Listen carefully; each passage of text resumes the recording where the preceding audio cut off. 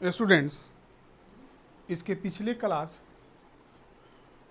जिसमें P block part 3 में 15th group के एलिमेंट्स के कुछ फिजिकल कैरेक्टरिस्टिक्स के बारे में पढ़ चुके हैं। इसमें शेष हम लोग पढ़ेंगे। उसमें होगा nature of bonds, allotropy, catenation, tendency to form multiple bond, thermal and electrical conductivity and atomicity. सबसे पहले हम लोग देखें कि नेचर ऑफ बॉन्ड्स। नाइट्रोजन और फास्फोरस ये नॉन मेटल्स होता है, जो कि हम लोग पहले पढ़ चुके हैं। इसके अधिकतर कंपाउंड्स क्या होते हैं जिसमें कोवैलेंट बॉन्ड होता है, मतलब कोवैलेंट कंपाउंड्स होते हैं। लेकिन कुछ कंपाउंड्स जो कि आयनिक नेचर के होते हैं, उसका एग्जाम्पल हम लोग देख लें। CA3N2, CA3N2। इसके बाद जो हम लोग पढ़ते हैं उसमें मैग्नीशियम Mg3N2, CA3P2, ये सब क्या है? ये आयोनिक कंपाउंड्स हैं, आयोनिक कंपाउंड्स ऑफ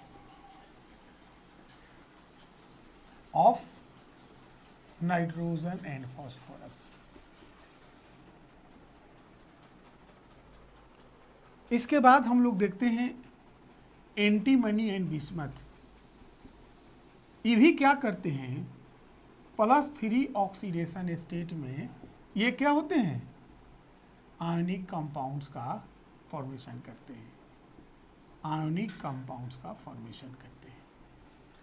कहने का मतलब हुआ कि हम लोग यही पढ़ते हैं कि जितना भी नॉन मेटल्स होता है वे नॉन मेटल के साथ कंबाइन करके क्या होते हैं? कोवैलेंट कंपाउंड का फॉर्मेशन करते हैं। इसमें भी नाइट्रोजन और फास्फोरस के बहुत से कोवैलेंट कंपाउंड्स हैं। कुछ मेटल के साथ मिलकर ये आयनिक कंपाउंड्स का भी फॉर्मेशन करते हैं, जिसका एग्जांपल CA3N2, Mg3N2, CA3P2 ये है। इसके बाद हम लोग इसमें देखते हैं कि Sb and bismuth, antimony and bismuth, ये +3 ऑक्सीडेशन स्टेट में भी आयनिक कंपाउंड्स का फॉर्मेशन करते हैं। अब हम लोग आगे बढ़ें। एलोट्रॉपी।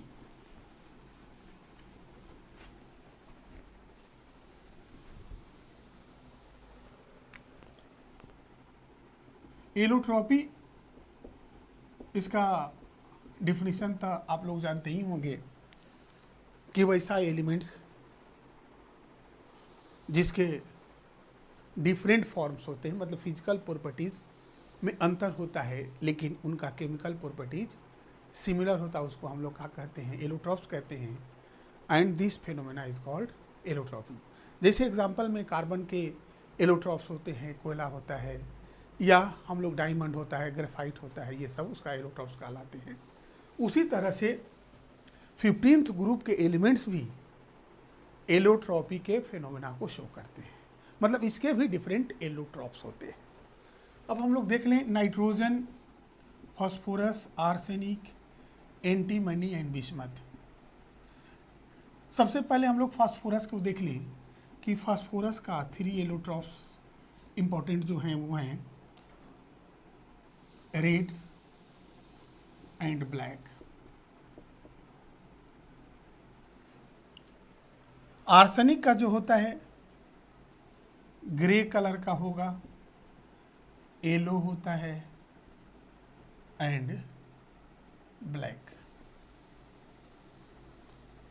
एंटीमनी का वाइट, येलो एंड ब्लैक। ये तक कंफर्म है कि ये तीनों एलोट्रॉपी के प्रॉपर्टी को शो करते हैं, मतलब इसके डिफरेंट एलोट्रॉप्स होते हैं। अब हम लोग नाइट्रोजन और बिस्मथ की ओर बढ़े हैं। बहुत सी किताब में हम लोग क्या देखते हैं कि नाइट्रोजन एलोट्रॉपी के फिनोमेना को शो नहीं करता और बिस्मथ भी नहीं करता है। कहीं हम लोग क्या देखते हैं कि एक्सेप्ट नाइट्रोजन जितना भी एलिमेंट्स इस ग्रुप के होते हैं वो क्या कहते हैं, एलोट्रॉपी के फिनोमेना को शो करते हैं। कितनी किताब में हम लोग देखते हैं कि एक्सेप्ट बिस्मथ जितना भी एलिमेंट होते हैं इस ग्रुप के वो एलोट्रॉपी के फिनोमेना को शो करते हैं। फास्फोरस, आर्सेनिक और एंटीमनी में कहीं कोई कंफ्यूजन नहीं है। तो अब हम लोग थोड़ा सा समझ लें कि नाइट्रोजन अगर गैसियस स्टेट में है तो इसको कोई एलोट्रॉप्स नहीं होते हैं, लेकिन जब हम इसको सॉलिड स्टेट में बदलते हैं तो इसका दो एलोट्रॉप्स होते हैं जिसका शेप हम लोग कहते हैं क्यूबिक क्रिस्टलाइन स्ट्रक्चर होता है, क्रिस्टलाइन स्ट्रक्चर, जिसको हम लोग अल्फा नाइट्रोजन के नाम से जानते हैं। दूसरा क्या होता है, बीटा नाइट्रोजन, इसका जो होता है hexagonal crystalline structure, crystalline structure. कहने का मतलब होता है कि जब हम नाइट्रोजन को सॉलिड स्टेट में at very lower temperature convert करते हैं तब इसका दो एलोट्रॉप्स हमको मिलते हैं। मतलब नाइट्रोजन के स्ट्रक्चर में क्या होता है, अंतर आ जाता है जब हम उसको सॉलिड स्टेट में कन्वर्ट करते हैं। अब उस कंडीशन में इसके दो एलोट्रॉप्स होते हैं। नॉर्मल कंडीशन में अगर हम लोग देखें कि N2 का कोई एलोट्रॉप्स नहीं होता है, इसलिए भी कहा जा सकता है कि except nitrogen all the elements of this group show the phenomena of allotropes. लेकिन जब हम लोग टेम्परेचर को बहुत कम कर देते हैं उस कंडीशन में इसके दो एलोट्रॉप्स होते हैं। उसी तरह से बिस्मथ में भी केस है। किताब में दिया रहता है कि बिस्मथ एलोट्रॉपी के फिनोमेना को शो नहीं करता है, तो इसमें भी उसी तरह का कंडीशन है। जब हम लोग सुपर कूल्ड मतलब बहुत अधिक ठंडा करते हैं तब बिस्मथ के स्ट्रक्चर में चेंजेज आता है और उस कंडीशन में ये एलोट्रॉपी के फिनोमेना को शो करता है। मतलब उसकी एग्जिस्टेंस भी नहीं होती है, बहुत एग्जिस्टेंस कम होता है। मतलब हम लोग क्या करते हैं, आर्टिफिशियल एलोट्रॉप्स होते हैं किसके, बिस्मथ का, जब हम लोग बहुत अधिक ठंडा करते हैं तो, और उसके स्ट्रक्चर में चेंजेज आता है जिसके कारण इसके डिफरेंट एलोट्रॉप्स होते हैं, लेकिन वो स्टेबल नहीं होते हैं। तो इसलिए हम लोग इस कंफ्यूजन को दूर कर लें कि किस कंडीशन में किसके एलोट्रॉप्स होंगे और नहीं होंगे। लेकिन ये केस केवल नाइट्रोजन और बिस्मथ में ही आएगा, लेकिन फास्फोरस, आर्सेनिक और एंटीमनी बिस्मथ में नहीं आएगा, क्योंकि इसके कन्फर्म्ड रूम टेम्परेचर पर क्या होते हैं, इसके ये एलोट्रॉप्स होते हैं। अब हम लोग एक चीज और देख लें, white phosphorus, red phosphorus and black phosphorus. बहुत सारे से क्वेश्चन एराइज होता है।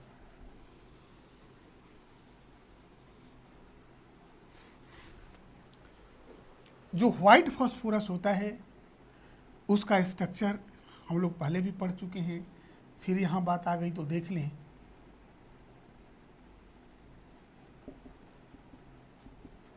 ये व्हाइट फास्फोरस का स्ट्रक्चर है, व्हाइट फास्फोरस। अब देख लीजिए रेड फास्फोरस का क्या होता है।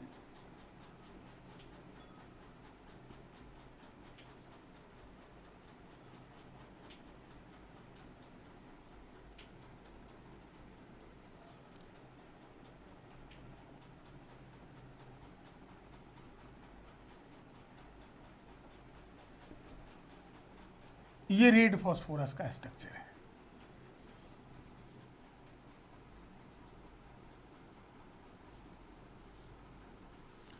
और देख लीजिए ब्लैक फास्फोरस का हेक्सागोनल टाइप का होता है।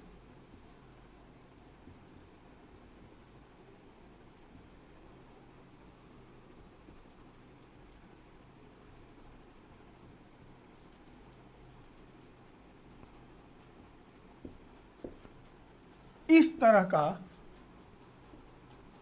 पॉलीमरिक स्ट्रक्चर होता है।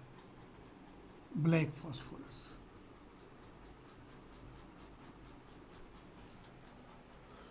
अब एक चीज़ हम लोग देख लें कि व्हाइट फास्फोरस वेरी रिएक्टिव होता है। इसके स्ट्रक्चर्स के आधार पर ही हम लोग डिफाइन कर सकते हैं। ये पॉलीमरिक फॉर्म है और इससे ज़्यादा ये पॉलीमराइज्ड फॉर्म है ब्लैक फॉस्फोरस का।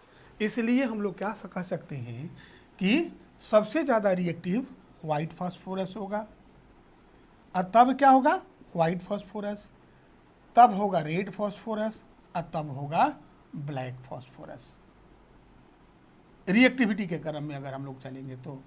इसीलिए कहा जाता है कि व्हाइट फास्फोरस को हम लोग वाटर के अंदर रखते हैं। अगर हम लोग थर्मल स्टेबिलिटी के आधार पर भी हम लोग देखें, थर्मल स्टेबिलिटी, तो थर्मल स्टेबिलिटी में हम लोग क्या करेंगे, इसको हटा देते हैं।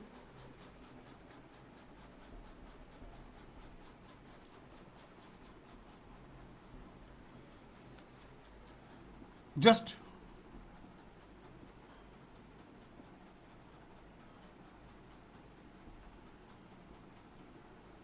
थर्मल स्टेबिलिटी मतलब जिसका जितना अधिक पॉलीमराइज्ड फॉर्म होगा उसकी स्टेबिलिटी उतना ही ज़्यादा होती है। तो ब्लैक फास्फोरस सबसे ज़्यादा थर्मली स्टेबल होता है, रेड फास्फोरस उससे कम, और व्हाइट फास्फोरस सबसे कम होता है। एक क्वेश्चन और आता है कि नाइट्रोजन और P4 मतलब फास्फोरस में कौन ज़्यादा रिएक्टिव है। तो नाइट्रोजन के भी ट्रिपल बॉन्ड होता है और फास्फोरस को देखने सिंगल बॉन्ड होता है, जिसके कारण ये ज़्यादा रिएक्टिव होता है और ये कम रिएक्टिव होता है, क्योंकि इसके बीच 1 2 3 बॉन्ड्स होते हैं, जिसको तोड़ने में क्या लगता है ज़्यादा एनर्जी की जरूरत पड़ती है। लेकिन इसमें क्या होता है, फास्फोरस के बीच सिंगल बॉन्ड होता है और यहाँ 60 डिग्री का कोण भी बनाता है, जिसके कारण इसमें ज़्यादा स्ट्रेन होगा, और ज़्यादा स्ट्रेन हो जाने के कारण ये इसकी रिएक्टिविटी क्या हो जाती है, बढ़ जाती है। अब हम लोग आगे बढ़े, थर्ड में एक टर्म्स आता है catenation properties.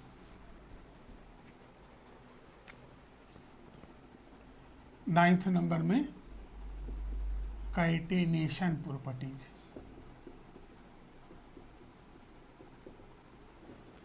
Of 15th group elements. एक चीज और हम लोग देख लें कि कैटेनेशन प्रॉपर्टीज हम लोग देखते हैं तो नाइट्रोजन में बहुत कम होता है, क्योंकि नाइट्रोजन के बीच सिंगल बॉन्ड की एग्जिस्टेंस बहुत कम होती है। कारण है कि smaller size and loan pair of electrons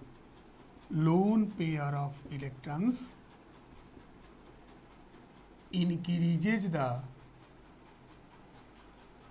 repulsion between the nitrogen bond. So क्या होगा, nitrogen shows very weak catenation property. लेकिन एक कंपाउंड है जिसमें ये कैटेनेशन प्रॉपर्टी को शो करता है, वो हम लोग जो देखते हैं जिसको N3H जिसको हम लोग हाइड्राजोइक एसिड के नाम से जानते हैं, हाइड्राजोइक एसिड। इसका स्ट्रक्चर भी हम लोग देख सकते हैं,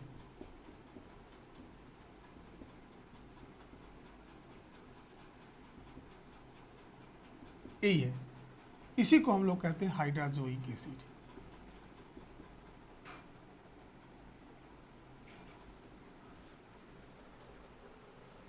यह ही हाइड्राजोइक एसिड का स्ट्रक्चर है। इसमें 3 नाइट्रोजन आपस में एक दूसरे से जुड़े हुए रहते हैं। अब हम लोग आगे बढ़ें। फास्फोरस के बीच ये क्या होता है, कैटेनेशन प्रॉपर्टी होता है, मतलब सिंगल बॉन्ड की स्टेबिलिटी ज़्यादा होती है। कारण होता है कि साइज बड़ा होता है, फोर्स ऑफ रिपल्सन कम से कम होगा लोन पेयर के बीच, जिसके चलते उसका एग्जिस्टेंस ज़्यादा होता है। और हम लोग ऐसा देखते हैं कि जो फास्फोरस होता है वो उसका स्टेट चेन भी होता है और साइक्लिक चेन भी होता है। अभी हम लोग इसके पहले स्ट्रक्चर भी देख चुके हैं, मतलब ये एक तरह का ये साइक्लिक स्ट्रक्चर का फॉर्मेशन करता है और इसका स्टेट चेन भी देखिए चुके हैं। तो इसलिए इसमें कैटेनेशन प्रॉपर्टी ज़्यादा होता है। इसमें ही नहीं, फास्फोरस P4, AS4 और SB4, ये 4 एटम एक साथ होते हैं इस तरह का बॉन्ड का फॉर्मेशन करके। तो इस तरह से हम लोग देखते हैं कि नाइट्रोजन में जो होता है कैटेनेशन प्रॉपर्टी बहुत कम होती है, लेकिन फास्फोरस, आर्सेनिक, एंटीमनी और बिस्मथ में होता है, जिसके कारण P4, AS4 और SB4 के रूप में ये एग्जिस्ट करते हैं। अब हम लोग आगे बढ़ें। Tendency to form multiple bond,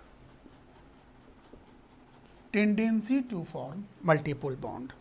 हम लोग क्या देखते हैं कि नाइट्रोजन आपस में तो मल्टीपल बॉन्ड का फॉर्मेशन करता ही है।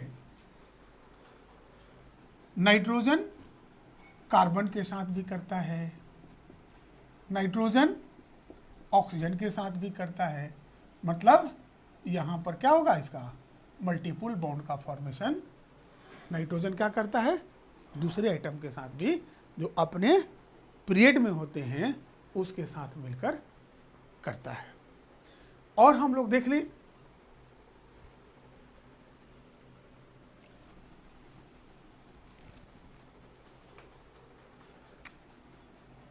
एक हम लोग स्ट्रक्चर देखें जिसमें फास्फोरस भी मल्टीपल बॉन्ड का फॉर्मेशन करता है, लेकिन फास्फोरस के साथ क्या है कि इसके पास वाइकेंट डी और वाइटल भी होता है।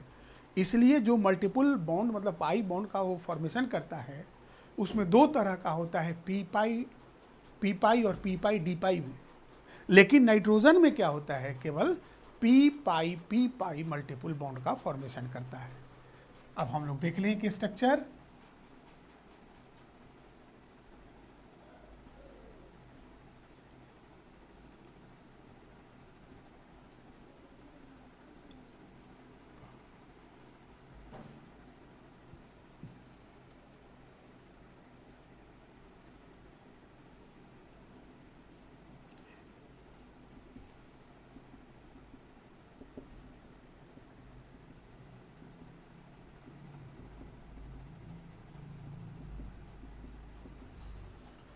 इसमें इसका फॉर्मूला है, अगर लिखेंगे P4, O की संख्या काउंट कर लेते हैं, 1 2, ओ सॉरी यहाँ छूट गया है ऑक्सीजन,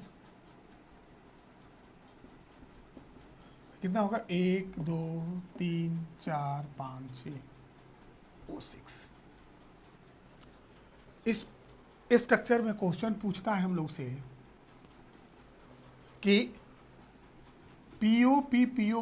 पी बॉन्ड की संख्या कितनी है,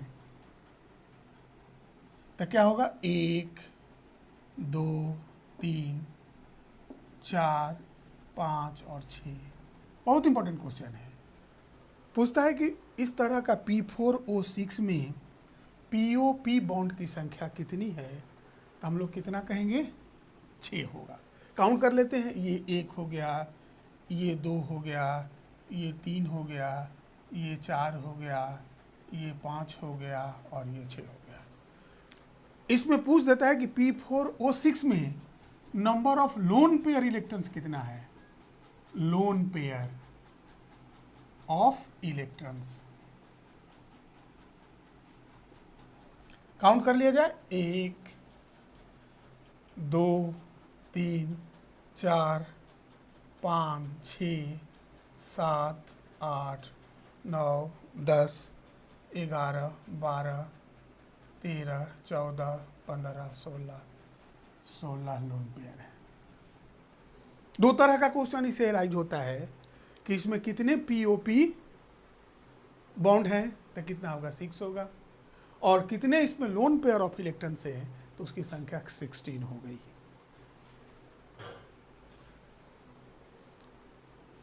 आगे दूसरा स्ट्रक्चर एक देखते हैं।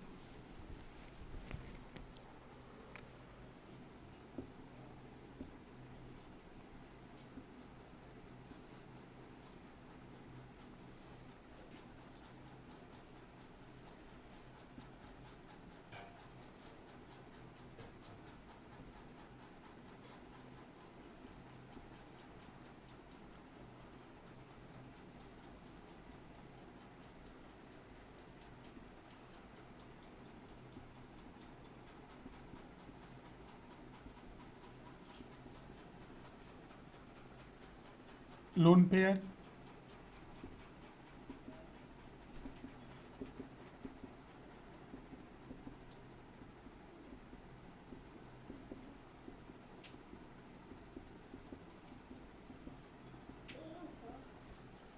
अब इसमें नंबर ऑफ पीओपी बॉन्ड्स कितना होगा, 1, 2, 3, 4, 5 और 6। अगर हम पूछें कि number of P double bond O कितना होगा,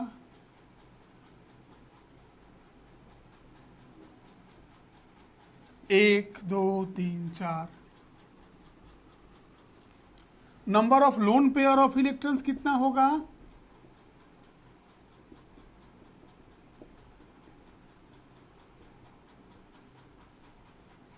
काउंट कर लें, 2, 3, 4, 5, 6, 7, 8, 9, 10, 11, 12, 13, 14, 15, 16, 17, 18, 19, 20।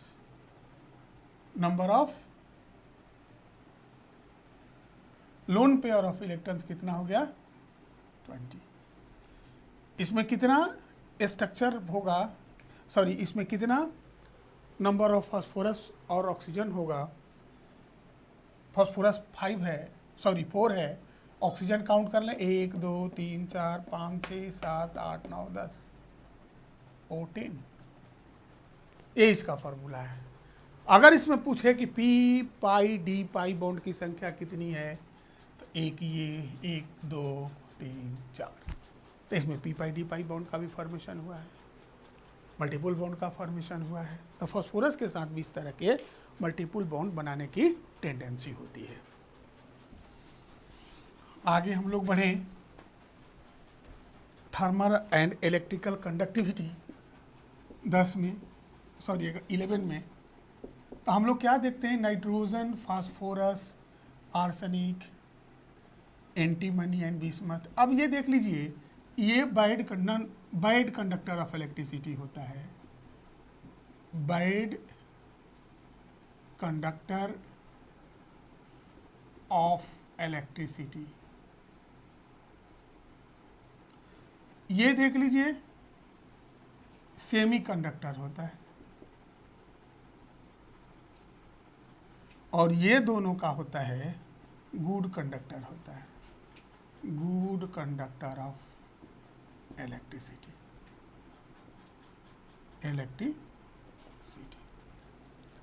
अब हम लोग 12th में एटॉमिसिटी क्या कहलाता है, कि एक मॉलिक्यूल में एटम की संख्या कितनी है।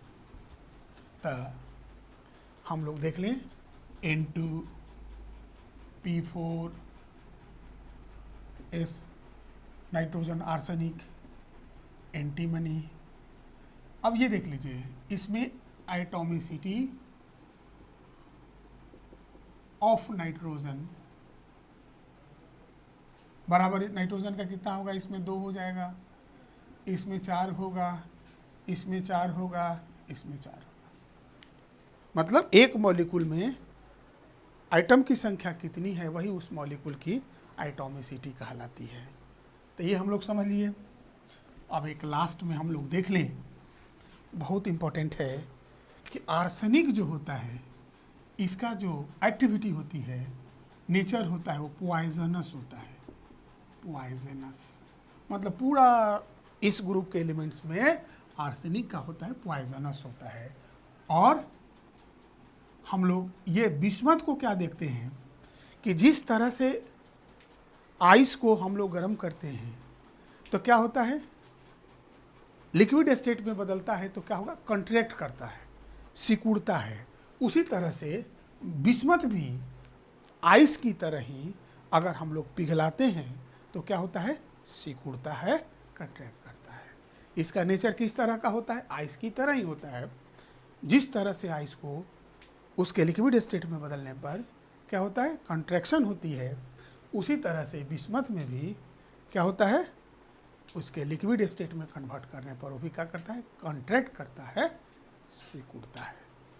बस इतना ही आज फिजिकल जो कैरेक्टरिस्टिक्स होता है फ्रीडिंग ग्रुप एलिमेंट्स का वो आज ख़त्म हो गया। अब हम लोग कल उसका केमिकल कैरेक्टरिस्टिक्स पढ़ेंगे जो बहुत इम्पोर्टेंट है। इसको पढ़ना अच्छा तरीक़ा से पढ़ना है। दूसरी बात होती है इसलिए पढ़ना है कि इससे बहुत से क्वेश्चन एराइज होते हैं और हमेशा किसी न किसी एग्जामिनेशन में पूछे गए हैं। थैंक्स।